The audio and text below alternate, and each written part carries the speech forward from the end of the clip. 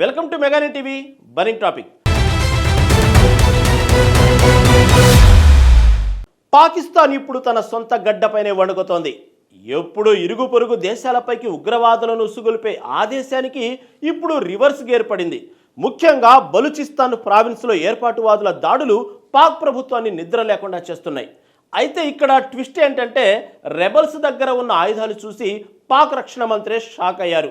సైన్యం దగ్గర లేని అత్యాధునిక అమెరికన్ వెపన్స్ వారి దగ్గర ఉన్నాయని ఆయనే స్వయంగా ఒప్పుకున్నారు. అసలు బలూచ్ రెబల్స్ దగ్గర అంత ఖరీదైన గన్లు ఎలా వచ్చాయి? Let's watch.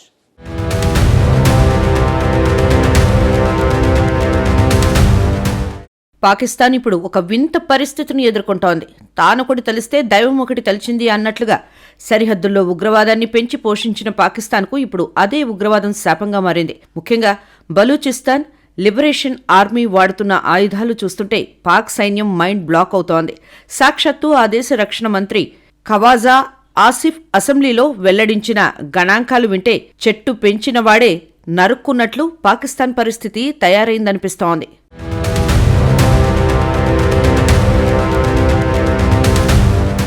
Pakistan national assembly వేదికగా రక్షణ మంత్రి ఖవాజా ఆసిఫ్ చేసిన ప్రసంగం ఇప్పుడు అంతర్జాతీయంగా హాట్ టాపిక్ అయింది. సాధారణంగా ఉగ్రవాదులు అంటే పాత తుపాకులు, నాటు బాంబులు వాడతారని అందరూ అనుకుంటారు.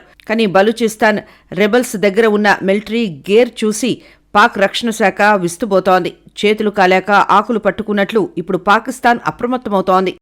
ఒక్కో రెబల్ దగ్గర దాదాపు 20 లక్షల విలువైన అత్యాధునిక రైఫిళ్లు ఉన్నాయని ఖవాజా ఆసిఫ్ స్వయంగా అంగీకరించారు. ఇవి సాధారణ రైఫిళ్లు కావు, ప్రపంచంలోని అగ్రరాజ్యాల సైన్యాలు వాడే స్థాయి ఆయుధాలు.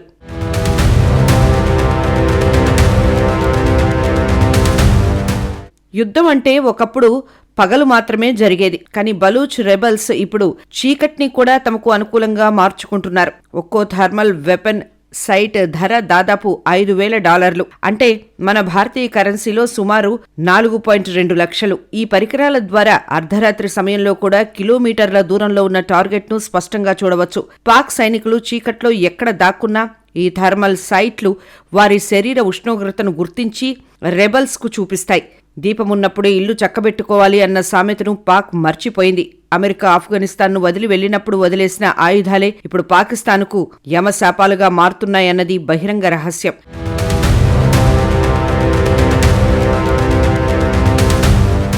ఖవాజా ఆసిఫ్ వెల్లడించిన వివరాల ప్రకారం ఒక్కో బలూచ్ రెబల్ ధరించే పూర్తి మిలిటరీ కిట్ విలువ $20,000, సుమారు 16 లక్షల పైమాటే. ఇందులో ఏమేమి ఉంటాయి అంటే అడ్వాన్స్ రైఫిళ్లు, అమెరికన్ మేడ్ M4 లేదా ఇతర అత్యాధునిక automatic weapons, communication systems, jam చేయడానికి వీలు లేని శాటిలైట్ ఫోన్లు మరియు రేడియో సెట్లు, ప్రొటెక్టివ్ గేర్, బుల్లెట్ ప్రూఫ్ జాకెట్లు, హైటెక్ హెల్మెట్లు, నైట్ విజన్ అండ్ థర్మల్, పైన చెప్పుకున్నట్లుగా రాత్రిపూట వేటాడేందుకు అవసరమైన పరికరాలు. పాకిస్తాన్ సైన్యంలోని సాధారణ సైనికుడి కంటే ఈ రెబల్స్ దగ్గరే అత్యుత్తమ పరికరాలు ఉన్నాయని రక్షణ మంత్రి మాటల్లో ధ్వనించిన ఆవేదన సూచిస్తోంది. ఇంటి దొంగను ఈశ్వరుడైనా పట్టలేడు అన్నట్లు సరిహద్దుల్లోని అస్థిరతను వాడుకొని ఈ ఆయుధాలు బలూచిస్తాన్కు చేరుతున్నాయి.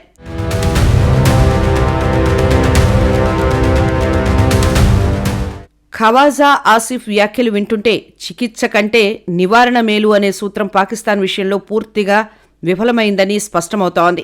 అమెరికా బలగాలు ఆఫ్ఘనిస్తాన్ను ఖాళీ చేసినప్పుడు $1 బిలియన్ విలువైన ఆయుధాలను అక్కడే వదిలేశాయి. అవి ఇప్పుడు బ్లాక్ మార్కెట్ ద్వారా రెబల్స్ చేతికి చేరుతున్నాయి. ఇంత పెద్ద మొత్తంలో ఖరీదైన ఆయుధాలు దేశంలోకి వస్తుంటే పాక్ గూఢచారి సంస్థ ISI ఏం చేస్తోంది అన్న ప్రశ్నలు తలెత్తుతున్నాయి. పాకిస్తాన్ ఇన్నాళ్లు పాముకు పాలు పోసి పెంచినట్లు ఉగ్రవాద మూకలను ప్రోత్సహించింది. ఇప్పుడు అదే విష సర్పాలు తిరిగి పాకిస్తాన్నే కాటేస్తున్నాయి. బలూచిస్తాన్లో చైనా పెట్టుబడులు, CPEC ప్రాజెక్టులే లక్ష్యంగా ఈ దాడులు జరుగుతుండడం పాకిస్తాన్ ఆర్థిక వ్యవస్థను మరింత కుంగదీస్తోంది.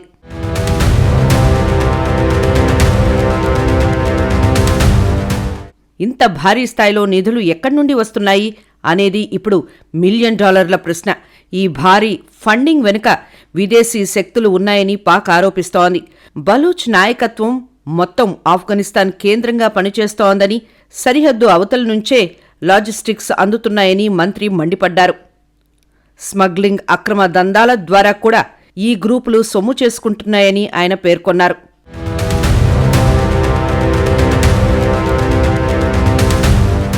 పాకిస్తాన్ ఇప్పుడు నెత్తుటి మడుగులో ఉంది. ఒకప్పుడు అణచివేతకు గురయ్యామని చెప్పుకున్న గొంతులు ఇప్పుడు తుపాకీ గొట్టాలయ్యాయి. బలూచిస్తాన్ విముక్తి పేరుతో సాగుతున్న ఈ పోరాటం ఇప్పుడు పాకిస్తాన్ ఉనికినే ప్రశ్నిస్తోంది.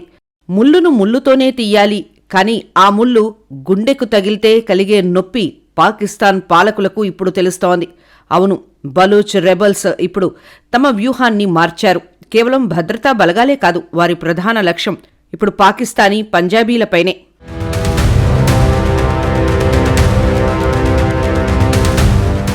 గత కొన్ని రోజులుగా బలూచిస్తాన్ అంతటా సమన్వయ దాడులు విరుచుకుపడుతున్నాయి. ఒకేసారి వివిధ ప్రాంతాల్లో జరిగిన ఈ దాడుల్లో 250 మందికి పైగా ప్రాణాలు కోల్పోవడం అక్కడి భయానక పరిస్థితికి నిదర్శనం.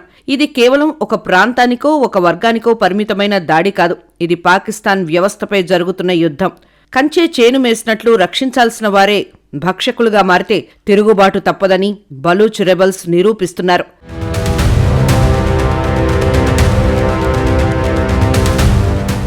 ఈ దాడుల వెనుక ఉన్న ప్రధాన కారణం బలూచిస్తాన్లోని వనరులను పంజాబీ పాలకులు దోచుకుంటున్నారనే ఆగ్రహం. అందుకే బలూచ్ లిబరేషన్ ఆర్మీ వంటి సంస్థలు పంజాబీ కార్మికులను, అధికారులను ఏరివేసే పనిలో పడ్డాయి. హైవేలపై బస్సులను ఆపి గుర్తింపు కార్డులు చూసి మరీ పంజాబీలపై తూటాల వర్షం కురిపిస్తున్నారంటే పరిస్థితి ఎంత దారుణంగా ఉందో అర్థం చేసుకోవచ్చు.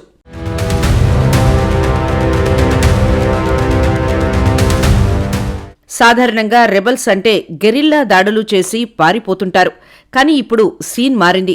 ఆర్థిక వ్యవస్థను దెబ్బతీయడానికి, బ్యాంకులపై దాడులు, తమ వారిని విడిపించుకోవటానికి జైళ్లపై విరుచుకుపడటం, శాంతి భద్రతల యంత్రాంగాన్ని నిర్వీర్యం చేయటం, అన్నిటికీ మించి నేరుగా సైనిక స్థావరాలపైనే దాడులు చేయటం ఇప్పుడు పాక్ సైన్యాన్ని ఉలిక్కిపడేలా చేస్తోంది. దెబ్బకు దెబ్బ అన్నట్లు రెబల్స్ వ్యవహరిస్తున్నారు. బలూచ్ సామాన్యులపై సైన్యం చేసే దాడులకు ప్రతీకారంగా ఇప్పుడు వారు ఏకంగా కంటోన్మెంట్లనే లక్ష్యంగా చేసుకుంటున్నారు. చెయ్యి దాటిన నీరు చెరువు కట్టను తెంచుకుంటోంది. ఇప్పుడు బలూచ్ రెబల్స్ ఆవేశం కూడా పాక్ నియంత్రణను దాటిపోయింది.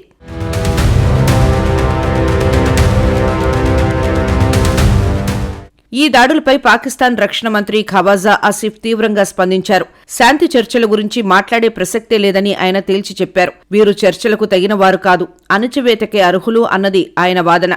రెబల్స్ పై కనికరం లేని సైనిక చర్యలు చేపడతామని హెచ్చరించారు.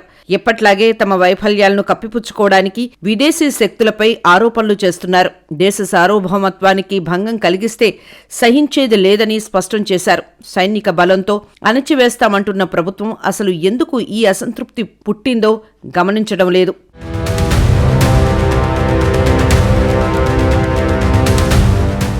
బలూచిస్తాన్ ఇప్పుడు అగ్నిగుండంలా మారింది.